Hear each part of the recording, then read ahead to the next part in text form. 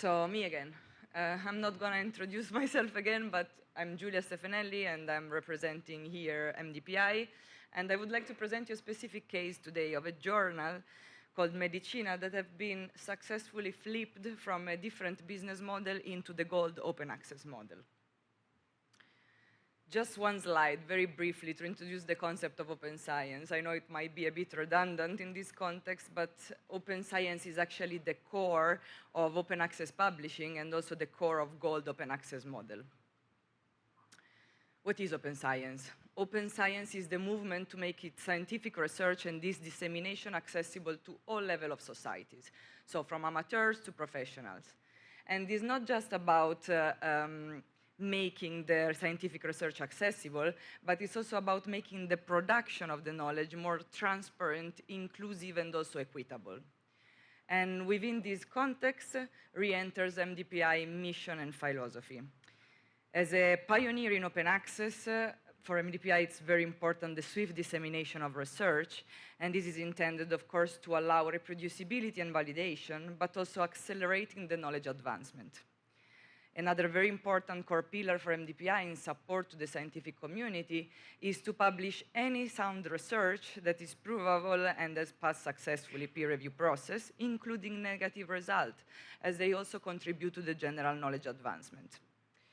Fast and fair peer review process is definitely a key pillar, and also affordable publishing costs, along with the open and broader access of scientific output, and this is to allow for articles and now to be judged by the community at large, and not only by two reviewers and the academic editor involved in the peer review process. Now MDPI have been accumulated 25 years of experience, not only in launching and publishing journal, but also in supporting existing journal into the transition to open access, when the journal do not have actually the necessary infrastructure for the transition itself, but also for the smooth running of operations. Here I'm going to present some common questions that usually authors, editors, or society may ask us when talking about a sustainable flip to the gold open access model. The first set of questions that we usually received are around fears related to the APC model and this actually applicability. So how are the journals funded? How do we do for authors that don't have a necessary funding to support the APC? So first of all, the gold open access is based on article processing charges. Those APC are charged only for articles that have been accepted and have passed positively peer review process and accepted by an academic editor. In this way, the model is actually scalable and can allow the journal to grow and expand. Regarding the lack of funding, I mean, nowadays there are more and more research bodies, but also like funding agencies that make available specific funding and more funding for open access. And on their side of the publisher of the journal, they can also provide specific set of discounts or waivers to support the lack of funding, or also targeted policies. Other common questions that we get are about the financial sustainability of the model for the societies and for the institution owning the journals, whether their income will be impacted or also whether the benefit for the members will be affected. And we also get some questions regarding the quality. How can we guarantee quality while the transfer is happening and afterwards? So to flip to an open access model, you will need most likely an initial investment. So in the first year or two for the journal, it will be important to make available a certain amount of waivers and discounts for the author to get used to the new model and to transition in a smooth way. But once that the model is running, there is the full potential for the journal to grow and to thrive and to become also self-sustainable. Regarding the benefit for the members, of course, journal and publisher are always mindful about creating a set of packages of benefit for the member, and this could include specific discounts policy on journals within the portfolio of the publisher, but also different suite of services that the publisher may provide. For example, webinar platform, assistant and service for conferences, proceeding series, and so on. It really depends what the society or what the institution is looking for their members and for the journal, and it's about making the requirements known to the publisher so that we can find a suitable and flexible solution. Regarding quality, I think it's important to make a point here that despite the business model might be different, the fundamentals of the editorial process and the peer review remains exactly the same. And journals flipping can always decide whether they want to maintain their own editorial process or whether they want to adapt and embrace the publisher editorial process. So let's dig into the case. Medicina. So it was a journal published entirely in Diamond Open Access, have been transferred to MDPI in 2018 from another publisher, Elsevier, and MDPI flipped the journal into the Gold Open Access model, therefore introducing the APC model. Some brief information and background about the journal to understand the situation. So the journal was and is still owned by a university, the Lithuanian University of Health Sciences. Long history, established in 1920, and publishing about 6 issues per year and about 50 articles per volume. Fully Diamond Open Access, and at the time of the transfer and of the discussion, the journal was entirely supported and funded by an European grant, running for 3 years and expiring and finishing in June 2019. Before the European grant, the journal was entirely supported by university funds, so it was still a Diamond Open Access model. Regarding the editorial board, at the moment of the transfer, it was mainly made of Lithuanian members or from Baltic countries. Small amount of members, about 30, 40, and the majority of which were actually inactive, while all the work was taken on from the editors-in-chief and one assistant editor internally, which were taking care of all the paper processing from submission to inviting reviewers to editorial decisions and so on. While the publisher was, of course, providing the platform, the technical services, and the production services. Transfer period. So what happened? The journal at some point got a notice that the publishing agreement was about to end, so they decided to run a local tender to find a new publishers. The institution had very specific requirements, which is important, very important to know before making any type of discussion. First requirement was they wanted to retain the ownership of the journal and not to sell it. And then they also wished to expand the journal and to grow it further. However, they were a bit reluctant towards the Gold Open Access model, and they would have wished to maintain the Diamond model. Even though they realized pretty quickly and through a lot of discussion that the Diamond Open Access model would have not been very successful or successful strategy to expand further the journals because of the limited resources, the limited amount of years, the continuous uncertainty about availability of the funding in the future, and also lack of capacity in terms of workforce to actually expand the journal. So we proposed them the APC model, and together with the model, we also proposed a series of changes and implementation that we would have envisioned for the journal so that to guarantee a smooth transition into the new business model. The first one, very important, was the internal staffing.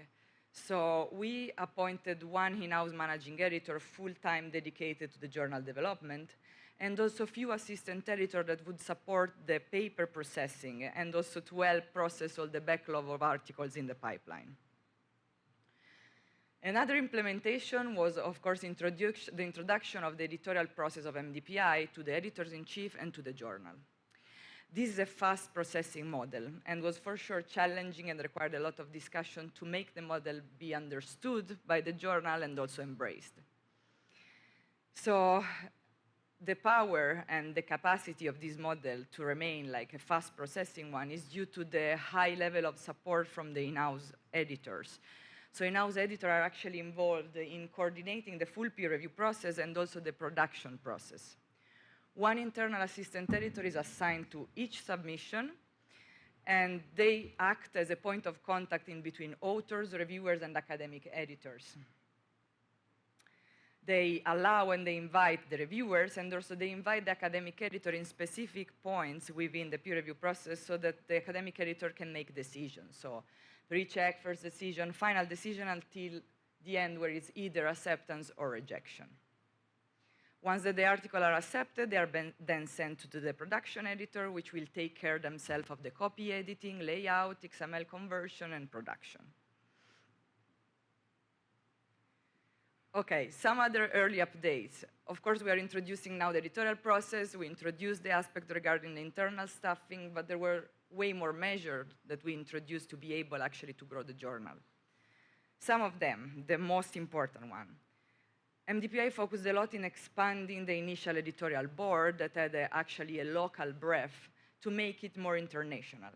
So several members have been invited from different countries, and also a full revision of the current editorial board was done. So a lot of work into engaging the current member, buying in the new model, be committed to the development of the journal, while others that were less active have been removed and replaced by key members that would cover central areas that are important for the journal development.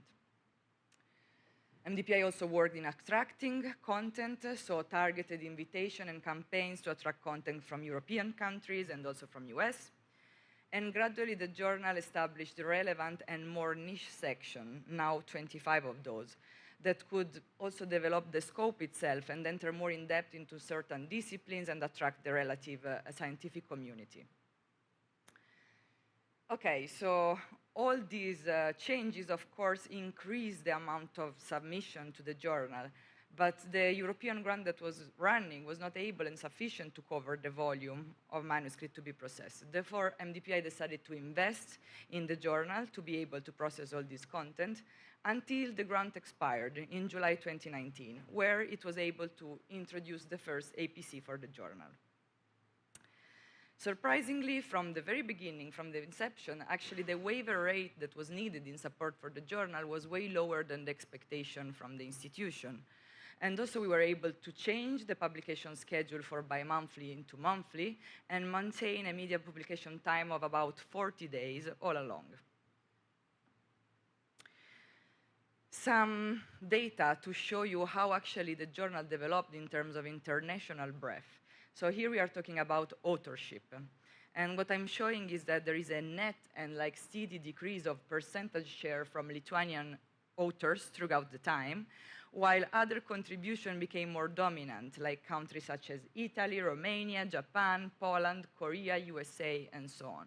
So really the breadth and the reach of the journal changed over the time, even though it didn't lose its identity, and Lithuanian and Baltic countries still remains high contributor.